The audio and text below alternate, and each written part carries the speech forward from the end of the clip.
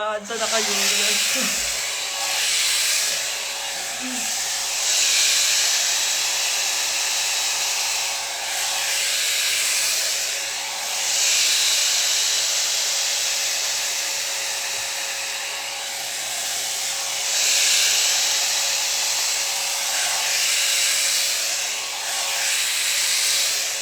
Napanood nyo na ba yung nabalitaan nyo na ba yung balita?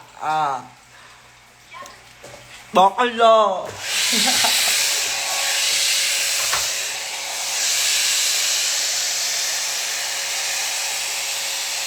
Kakabuhay ko lang, kaya siguro nagising ako mga alas 8. Gano'n. Ay, oo, alas 8. Mag-aalas 7. Tapos paggising ko, bakla umuulan na ng maraming eksena.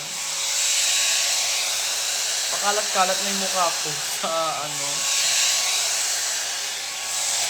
Gusto ko lang i-take tong nag-live ako kasi para gusto ko lang pasalamatan lahat ng taong sumuporta sa akin. Kilala nyo na yung mga sarili ninyo, hindi ko na kayo maiisa-isa. Unang-unang gusto ko magpasalamat sa Team Angel, sa aking team, kay Mama Honey, kay Mama Eka, kay Carl, kay Mama Jolly. Sa mga all. Sino pa ba? Sa aking glam team, si Maxi at si Brian. Alam mo, no, totoong buhay lang. Sabi ko lang kay Maxi, parang gusto ko sige Quiapo. Yun ang backstory nun Kasi last year pumunta ako ng Quiapo. Simulan natin kung paano talaga siya simula. Nung bata ako, kasi since taga Manila kami, madalas kami nanonood, siguro mga ilang beses kami nakapanood ng Miss Gay Quiapo. At syempre, as a trans nene, at trans bagets, sobrang nakaka-inspire na panoorin sila doon na sabi ko, ang ganda naman nito mga to. Parang gusto ko maging sila. Gusto ko maging kasing ganda nila, gusto ko maging kasing juice nila. And then ayun, so Miss Gay Quiapo, isa siya sa mga nakapag-inspire sa akin to who I am today as a transgender. Kaya naman, last year, nang nanood ako doon, ayun yung kasagsagan ng si Maxi ay nasa UK, nagda-dragcon. Nung nanood ako doon last year, ang daming baklang Diyosa, as in, ang daming trans na Diyosa, die hard. Tapos kinabukasan na-inspire ako sa kanila, nagpasuso ako. Yun ang kwento ng aking loka-loka. Sabi ko kay Maxi, sabi ko mag-iisan to. Oh my God! Ano na rin to, parang pa-congrats na rin to sa suso ko kasi 1 year na rin siya. 1 year na yung suso ko. So, ayun, sabi ko kay Max, what if mag-Miss Gay Quiapo kaya ako ngayon, no?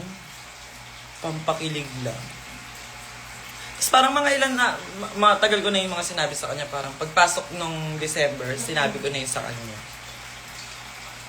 Kasi nag-estimate ko, Kulopos ko na, magbabagong taon na, ganito, ganyan. Tapos pumasok sa akin yung Quiapo. Kasi, alam mo, ang Quiapo kasi siya yung opening ng, parang sa pageant world, siya yung opening ng pageant, ng contest, siya yung pampabulabog, kaya siya sobrang sagrada. Kasi Miss Gay Quiapo siya.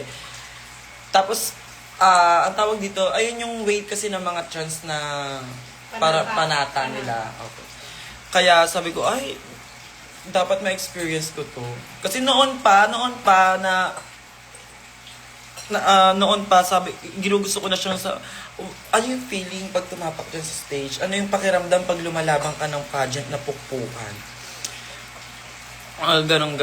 Kaya, feeling ko kung hindi ako sumali ngayon, magda-doubt ako ng sobre. Lalo si Karen Montesillo, nakita kasi kami ng kung kilala niyo si Karen Montesillo, isa rin siyang beauty queen na, mahilig sumali sa mga baranggayang contest, sa mga pukpukan.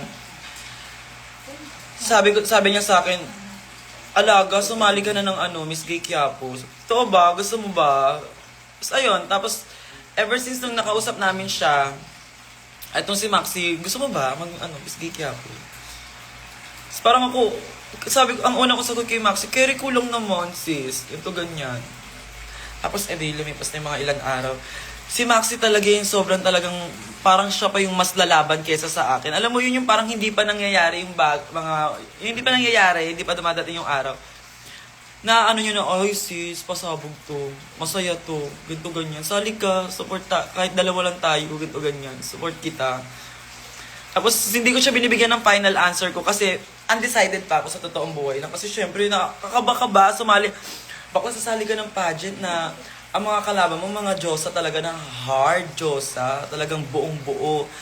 May mga galing pang Davao, may mga galing pang Mindanao, may mga galing pang ibang bansa. So talagang pukpukan talaga yung nangyari kagabi. Kaya ako, na nakapasok ako, masaya na ako na makapasok lang ako dun sa pageant na yun eh. Kasi, it's a, alam ba, paano ko sasabihin, sobrang laking pageant ng Miss Gay Quiapo eh. Talagang kung alam nyo lang yung, sana feel nyo ko, gets ba? Kumbaga, dream come true din siya. Oo, pangarap siya ng hindi lang ako, pangarap siya ng nakararami. And me as a first timer na nakasabak doon, I must say, hindi madali din palang lumaban sa mga pageant, in fairness naman. Kasi battle of ano siya, hindi lang siya battle of brain, battle of pagandahan, battle of energy, patibayan ng loob, palakasan ng loob. Kaya, pasabog. And nung sa screening pa lang, naramdaman ko na yung ano ng mga tao na, oh my gosh, Angel Gala. Kasi di ba naglumabas yung humor na, sasali ka ba ng Miss Gay Quiapo? May mga lumabas na picture na kung kasali ba ako.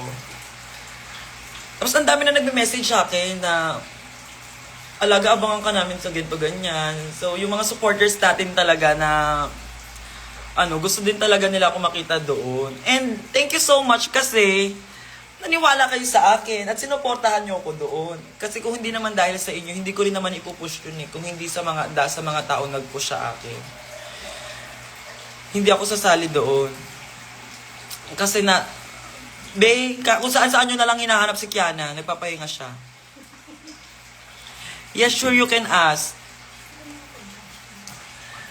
Pero at least, di ba, sa toong buhay lang, alam mo, ang pinakapasabog pa dito, habang nangyayari yung competition, ang saya lang, ang saya-saya lang, ang saya-saya.